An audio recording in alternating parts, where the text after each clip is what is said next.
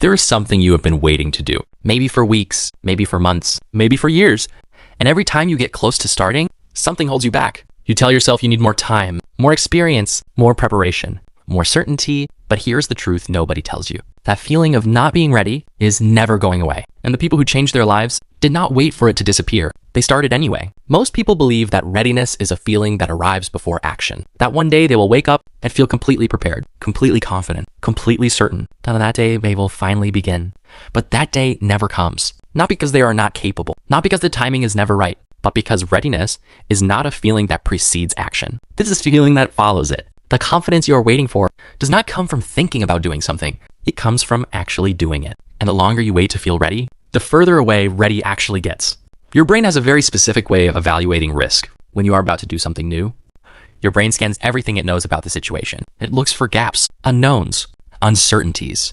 And when it finds them, which it always does, it flags them as reasons to wait. This is called the preparation trap. The more you prepare, the more gaps you discover. The more gaps you discover, the more preparation you feel you need. And the more preparation you feel you need, the further away ready feels. It is a loop with no exit. Because no amount of preparation can fill every gap. Reality always contains things your preparation could not predict. And the only way to close those gaps is to step into reality and face them directly. Here is the part most people never admit to themselves.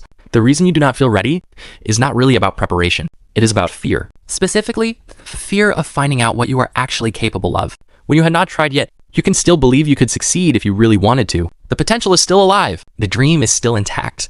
But the moment you actually try, you introduce the possibility of failure. And failure means information. Information about where you actually are, about how much further you have to go, about the gap between where you imagined you were and where you actually are. And that information feels terrifying. So the brain manufactures more reasons to prepare, more reasons to wait, more reasons to stay safely in the land of potential, where failure cannot touch you. Because in the land of potential, it can still be everything you ever dreamed of being. You just never actually become any of it. Most people dramatically underestimate the cost of waiting to feel ready. They think they are being responsible, being careful, being strategic, but what they are actually doing is spending time, the one resource that cannot be replaced. Every day you wait to feel ready is a day of potential experience lost, a day of potential learning lost, a day of potential progress lost. And here is the painful mathematics of it. The person who starts today, imperfectly, uncertainly, not fully ready, would be infinitely further ahead in 1 year than the person who spent that same year preparing to start. Because the person who started has real experience, real feedback, real knowledge about what works and what does not. The person who waited has a better plan, but plans without execution are just stories. And stories do not move you forward. So how do you actually begin? When every part of you is screaming that you are not ready, the first thing you need to understand is that the standard for starting is much lower than you think. You do not need to know everything. You need to know enough to take the next step. Not the final step, not the perfect step, just the next one. Ask yourself one question. What is the smallest possible action I could take right now that would move me 1 inch closer to where I want to be? Not a mile closer, just 1 inch. Because 1 inch of real movement is worth more than 1,000 miles of imagined progress. The second thing you need to accept is that you will do it badly at first. And that is not a problem. That is the plan. Every expert was once a beginner who did it badly.